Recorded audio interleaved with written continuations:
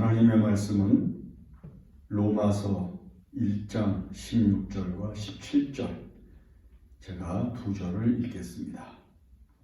읽습니다. 내가 복음을 부끄러워하지 아니하노니 이 복음은 모든 믿는 자에게 구원을 주시는 하나님의 능력이 됨이라. 먼저는 유대인에게요 그리고 헬라인에게로다. 복음에는 하나님의 의가 나타나서 믿음으로 믿음에 이르게 하나니 기록된 바 오직 의는 믿음으로 말미암아 살리라 함과 같으니라. 아멘. 우리나라의 지하에 매설되어 있는 수도관의 총 길이가 20만 9,034km라고 합니다. 몸의 혈관과 같이 천국초처에 이 수도관이 매설이 돼서 가정마다 물이 배급이 되고 그 물을 가지고 문화생활을 하는데 거의 부족함이 없이 살고 있습니다. 그런데 그 가운데 20년 이상 된 수도관이 32.4%나 된다고 그래요. 약 3분의 1 정도가 너무 노후돼서 오래돼서, 그래서 맑은 수돗물을 보내지만은 이제 누수가 돼서 그냥 땅으로 소실되기도 하고, 그 다음에 이제 그 안에 있는 불순물들과 녹 같은 것들이 나서 가끔 이제 우리들이 불쾌하게 여기는 불순한 것들이 이제 나온다고 하는 겁니다. 그래서 정부는 계속해서 이 수도관 교체에 상당한 노력을 기울이고 있고 애를 쓰고 있다고 하는 겁니다. 이 수도관을 계속해서 교체해주고 보수해주고 그 다음에 새롭게 해주지 않으면 아무리 깨끗하게 물을 만들어서 정수장에서 보내줘도 깨끗하지 못한 물을 마실 수밖에 없는 겁니다. 하나님께서 우리에게 주시는 모든 은혜는 부족함이 없습니다. 깨끗하고 완전하죠. 그런데 우리가 사는 이 세상에서 일어나고 있는 문화적인 현상들, 그리고 우리가 살아가면서 겪게 되는 모든 사회 현상에서는 불순한 것들, 또 부족하게 느끼는 현상들, 그 다음에 합당하게 여길 수 없는 많은 일들이 일어나고 있는 거죠. 그래서 자꾸 새로워지기 위해서, 더 아름다워지기 위해서, 더 깨끗해지기 위해서 사람들은 노력할 수밖에 없는 겁니다. 이런 노력을 게을리하면 수습할 수 없는, 새로워질 수 없는 환경과 필연적으로 맞닥뜨리게 되는 겁니다. 이제 우리가 오늘 종교개혁주의를 맞이했는데, 종교개혁의 가장 중요한 의미는 무엇인가 하면 잘못된 것을 고치자는 겁니다. 예수 그리스도를 구주로 믿는 이 믿음을 바르게, 참되게, 그리고 진실하게, 그리고 의롭게 믿자고 하는 겁니다. 뭐 개혁이 별겁니까? 잘못된 거 고치는 거잖아요. 새롭게, 그리고 더 좋게, 그리고 더 합리적으로, 그리고 우리의 삶에 더 유용하게 바꾸자고 하는 것이 개혁이라고 하는 것이 가지고 있는 의미이기 때문인 거죠.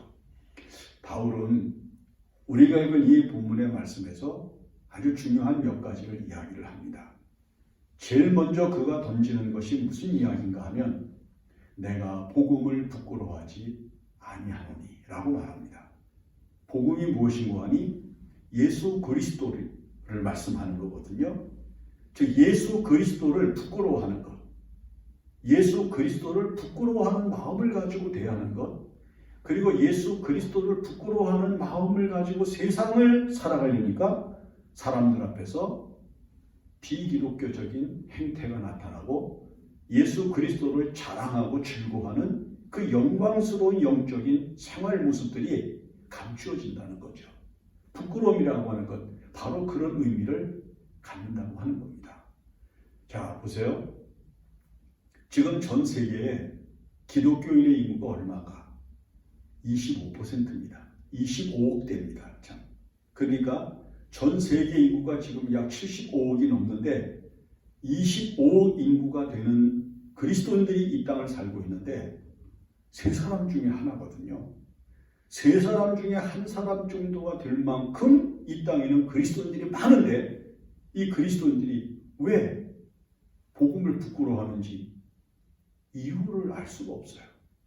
자, 보세요. 세계의 모든 유명한 문화적인 요소들을 갖추고 있는 명소, 명품, 명작 보세요.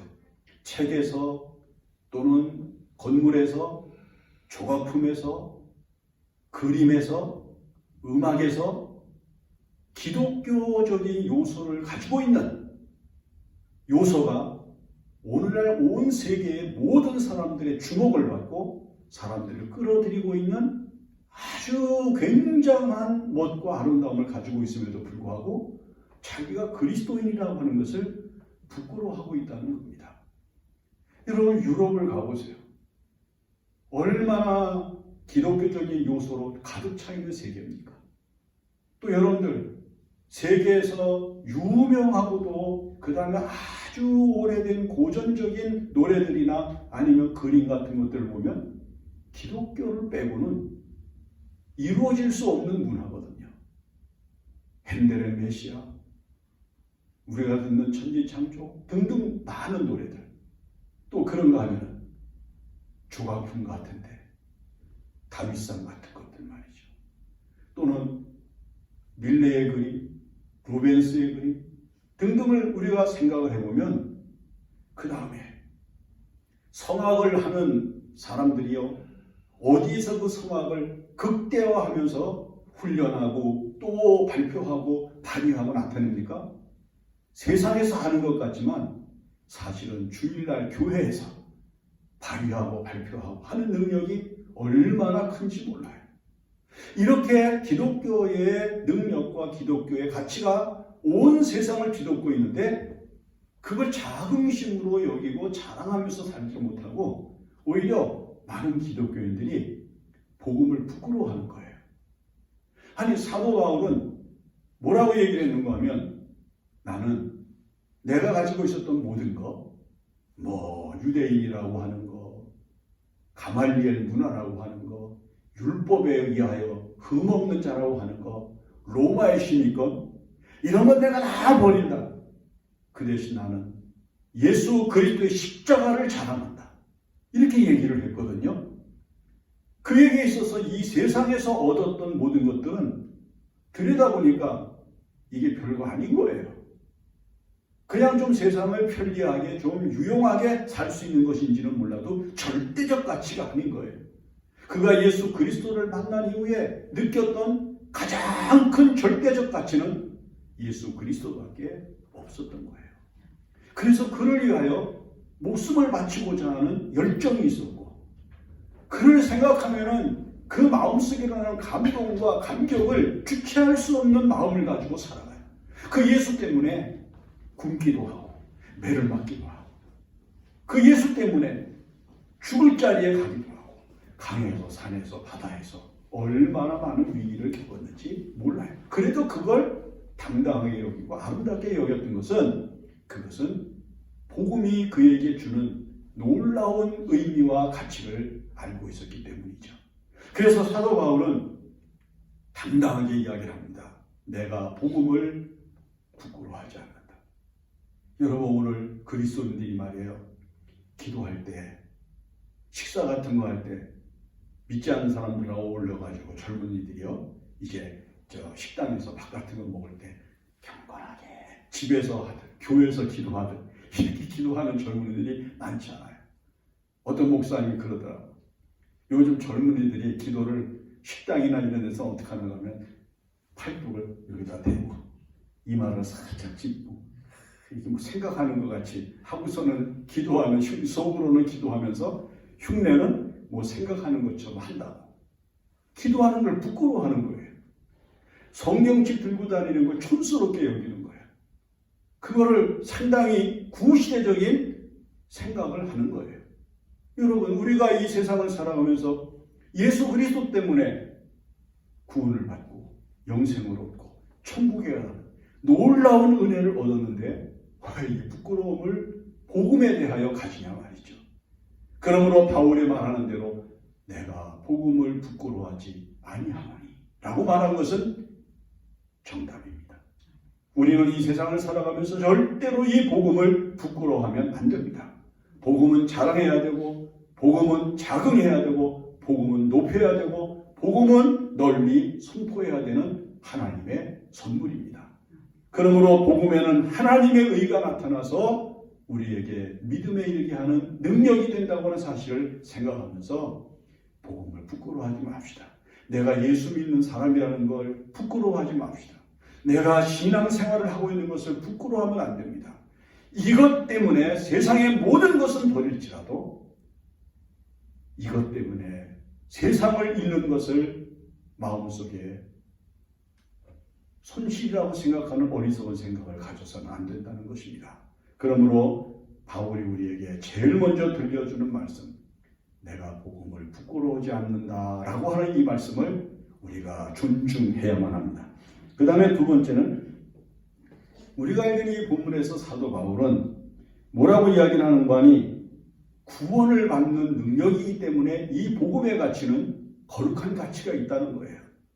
자, 예수를 믿는 게 이 세상에서 인생의 무슨 성공이나 아니면 부의 가치나 아니면 자기의 이름을 높이는 거나 아니면 자기의 생활을 풍성케 하는 어떤 도구로 사용하는 것이 아니라 구원을 받는, 영생을 얻는, 내세의 문제가 해결된 거룩한 답으로 알고 사는 기쁨이 있어야 된다는 거 합니다.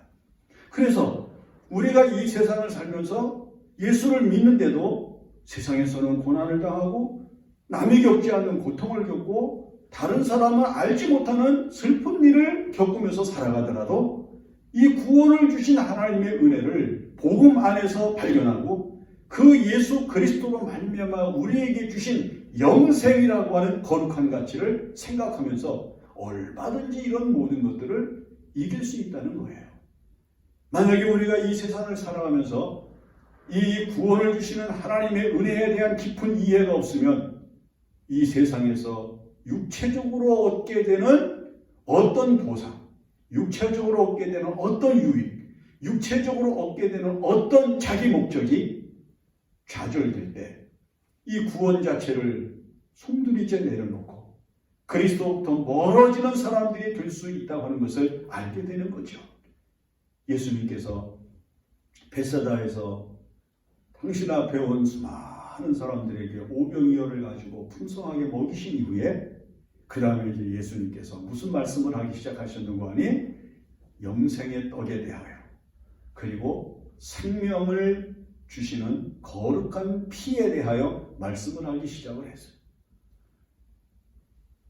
예수님의 말씀을 듣고 예수님의 병 고치시고 귀신을 내어쫓는 것들을 체험하면서 예수님에게 와서 배부름을 얻은 사람들이 예수님을 왕으로 삼고자 하는 마음을 드러내기 시작을 하실 때 예수님께서 내가 너희들에게 주는 것은 내가 왕이 되어 너희들에게 이 세상에서 얻을 수 있는 물질이나 빵이나 배부름이나 이런 걸 주려고 하는 것이 아니라 영생을 주려는 것이다.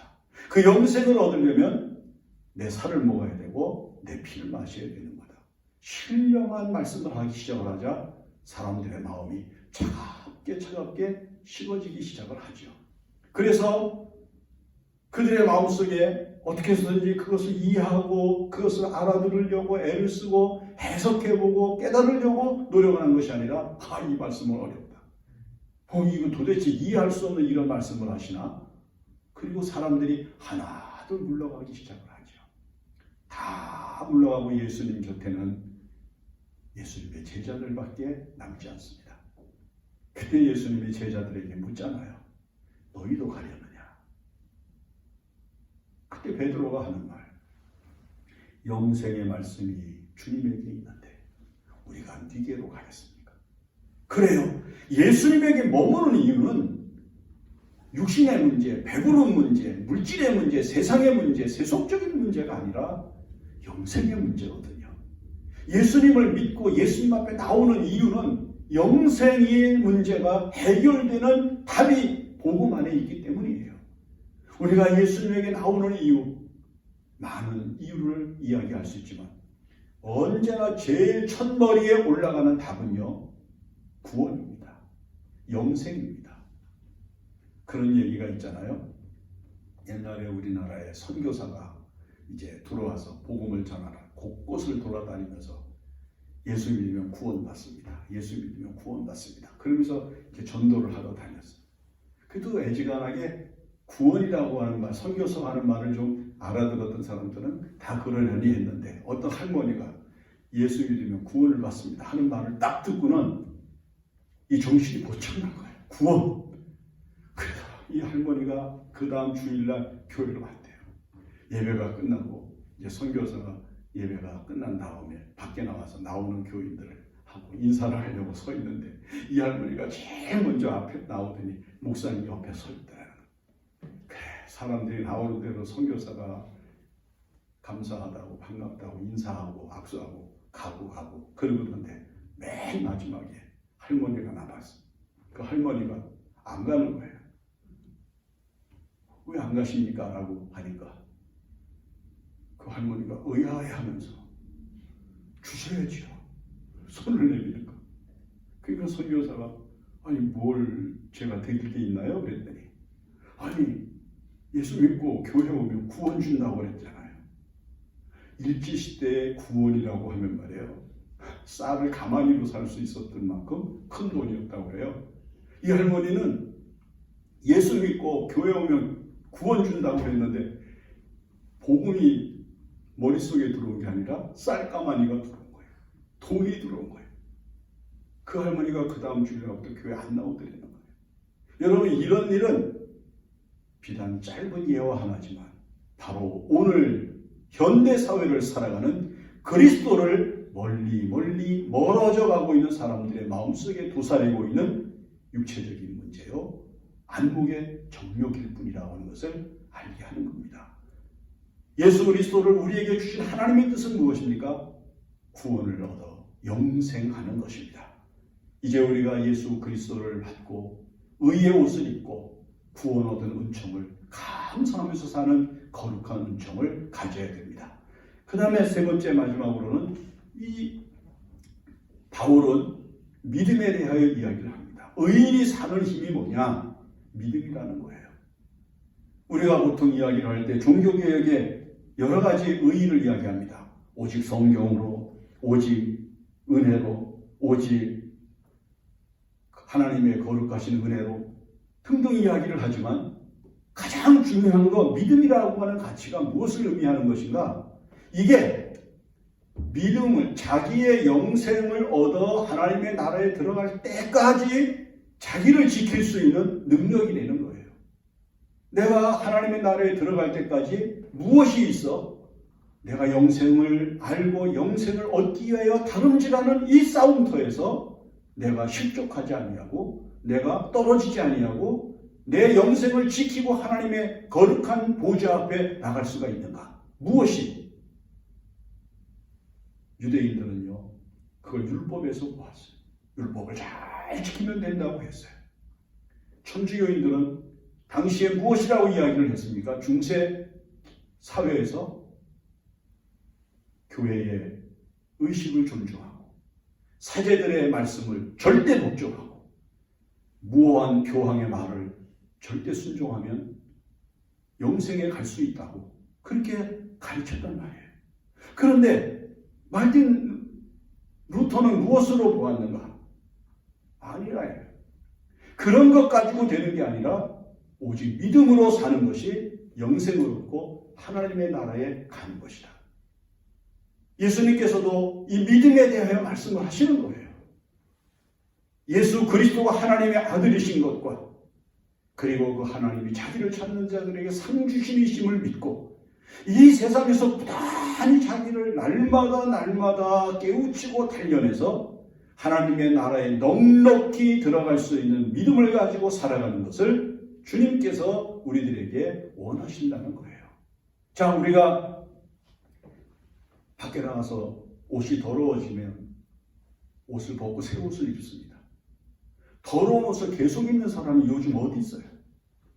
여러분, 우리가 믿음의 생활을 하면서 잘못된 행동을 하면 와서 또다시 예수 그리스도 앞에서 믿음으로 회개하고 또 새로운 다짐을 하고 새로운 회개한 몸으로 믿음으로 살아가는 삶을 끊임없이 경주하면서 살아갑니다. 예수 그리스도가 내 생명의 구주가 되신다고 하는 믿음 하나만 가지고 이 세상을 당당하게 살아가는 그리스도인의 가치를 절대 다른 것과 비교하거나 다른 것과 대체할 수 없다고 하는 것입니다. 그런데 이 믿음으로 사는 것에 자꾸 다른 게 들어오잖아요. 율법주의가 들어오고 아니면 교회 의식 같은 걸 잘해야 된다고 생각하잖아요. 근데 미국의 한 신학자가 이런 이야기를 해요. 현대 교회는 과거에는 교회가 아무 조직 같은 게 없어도 능력이 있고 복음이 활성화되고 힘이 있었다. 그런데 현대 교회는 너무 조직이나 방대한 구조를 가지고 움직이면서 복음의 본질을 잃어버렸다. 뭐 교회에 가면 얼마나 많은 조직이 많은지 몰라요. 나이 따라, 성별 따라, 뭐 연령층을 따라 여러 가지 기능을 따라서 많은 조직과 구조를 가지고 있는데 사실은 대부분의 사람들은 관심도 없다는 거예요. 그걸 만들어 놓고 거기에 교인들을 참여시키려고 얼마나 노력들을 합니까? 그러나 거기 참여 안 하면 은혜 못 받는 겁니까? 구원 못 받습니까? 영생의 길을 못 갑니까? 그거는 내가 영생을 얻고 믿음의 즐거운 생활을 하는데 보탬이 되고 유익이 되는 어떤 보조 역할을 하는 것뿐이지 그게 교회를 나가는 목적과 본질이 아니잖아요. 교회에 나가는 목적과 본질은 뭐예요? 주의를 거룩하게 지키라고 하나님의 말씀을 순종하고 하나님 앞에 거룩하고 경건한 마음으로 예배하면서 예배를 통해서 하나님이 주시는 계시를 얻고 그리고 주님께서 우리에게 명령하신 복음을 전하면서 살아가려고 하는 거룩한 싸움에 나서기 위해서 우리가 교회에 나가는 건데 그런 일에는 등한히 하고 그런 일에는 멀어져 있으면서도 그냥 조직, 구조 이런 거 만드느라고 애를 쓰는 거예요. 그리고 거기에 참여를 하라고 야단들을 하는데 통계상으로 아무리 구조와 조직을 잘 만들고 갖추어 놓은 교회라도요 20% 이상을 참여시키는 교회가 없다는 거예요. 나머지 80% 정도는 구조가 어떻든 조직이 어떻든 상관도 없이 예배만 딱 드리면 세상으로 자기의 삶의 자리로 돌아간다는 거예요. 여러분 그런데 교회는 지금 80%보다도 20%에 더 매달려서 그들의 마음을 충족시키기 위해서 얼마나 피 흘리는 싸움을 싸우는지 몰라요. 구원은 무엇으로 받는가? 율법이 아니라 인간의 행위가 아니라 교회의 구조나 조직이 아니라 예수 그리스도라고 하는 거룩하신 하나님을 아버지로 믿고 구주로 믿고 살아가는 믿음에 있음을 깊이 생각을 하면서 오늘 우리가 다시 한번 보다 더 본질적인 주님의 말씀과 은혜를 따라 예수 그리스도를 믿는 믿음을 더욱 강화하고 더욱 충만케 하여야 합니다. 그러면 하나님께서 우리에게 놀라운 은혜를 베풀어 주실 것입니다. 기도합니다. 하나님 아버지, 이 마지막 시대에 예수 잘 믿고 믿음의 생활 잘해서 마지막 날 하나님의 보좌 앞에 이르러 영생 얻은 기쁨을 찬양케 하여 주시옵소서. 부패해지고 타락해가는 이 세상과 맞물려서 하나님의 교회들도 세속화되고 있는데 하나님의 교회가 이런 세속화로부터 벗어나서 신령함과 거룩함과 그리고 깨끗함을 지키게 하여 주시옵소서. 예수님의 이름으로 기도합니다. 아멘. 이제 우리 봉헌하십시오.